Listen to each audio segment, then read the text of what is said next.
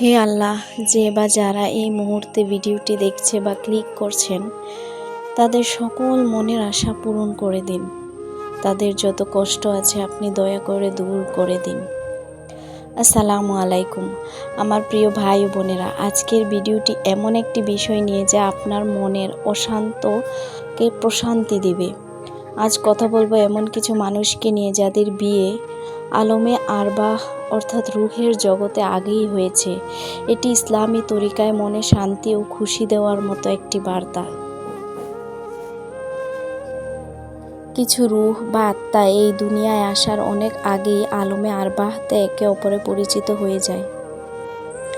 এখন প্রশ্ন হলো, আলমে আরবাহ কি?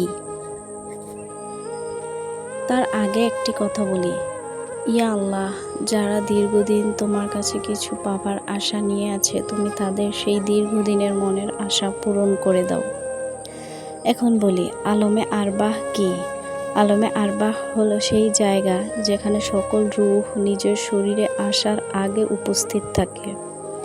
কুরআনে সূরা আল আরাফ আয়াত নাম্বার 172-এ আল্লাহ তাআলা ইঙ্গিত দিয়েছেন যে তিনি সমস্ত রূহকে একত্রিত করে ওয়াদা নিয়েছিলেন। এটি প্রমাণ করে সেখানে আমাদের পরিচয়, ওয়াদা আর সংযোগ আগে থেকেই ছিল। এক হাদিসে এসেছে, রূহ হলো এক লস্কর, অর্থাৎ তারা সৈন্যদলের মতো। যে রূহগুলো সেখানে একে অপরকে চিনতে পেরেছিল, দুনিয়াতেও তারা একে অপরের আপন হয়ে যায়। এক অদ্ভুত পরিচিতি প্রথম নজরেই অনুভব হতে থাকে। রুহানি বিবাহের সত্য অনুযায়ী কিছু রূহ একে অপরের জন্য নির্ধারিত করা হয় এবং তাদের মধ্যে রুহানি মিল হয়ে যায়। সুফিয়ানা তরিকায় একে বলা হয় এক গভীর নিকা। এই নিকা দুনিয়ার বিয়ের চেয়ে বেশি গভীর হয়। যখন এই রূহগুলো দুনিয়ায় আসে, তখন একে অপরকে খুব তাড়াতাড়ি চিনে নেয়।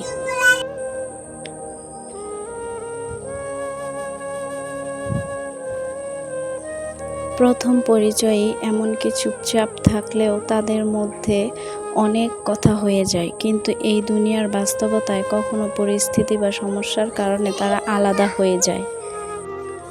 তবুও এর মধ্যে এক গভীর আশা বাকি রয়ে যায়, যেন কোনো এক অপূর্ণ ওয়াদা। ইমাম রেজা আলাইহিসসালাম বলেছেন, ভালোবাসায় আলাদা হয়ে যাওয়াও কখনো কখনো রহমতের মধ্যেই পড়ে, কারণ এই বিচ্ছেদ বা বিরহ তাদের আল্লাহর নিকটে যাওয়ার উসিলা হয়ে যায়। দোয়ার শক্তির উসিলায় এমন রূহ একে অপরকে স্বপ্নে দেখে, কখনো দোয়ায় একে অপরের কথা বলে। আল্লাহর তরফ থেকে পাঠানো এমন রুহানি সম্পর্ক সর্বদা এক খাস ইবাদতের জন্য হয়। সুফিয়ারা বলেন, যখন দুটি আরবাহ একে অপরকে ভালোবাসে, তখন এই ভালোবাসা দুটি মানুষকে আল্লাহর নিকটে নিয়ে যায়।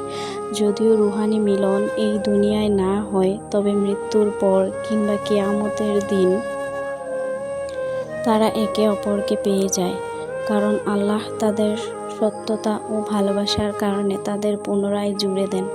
অবশেষে একটি কথা বিশ্বাসী, রুহানি সম্পর্ক হলো আল্লাহর এক খাস নিয়ামতের অংশ।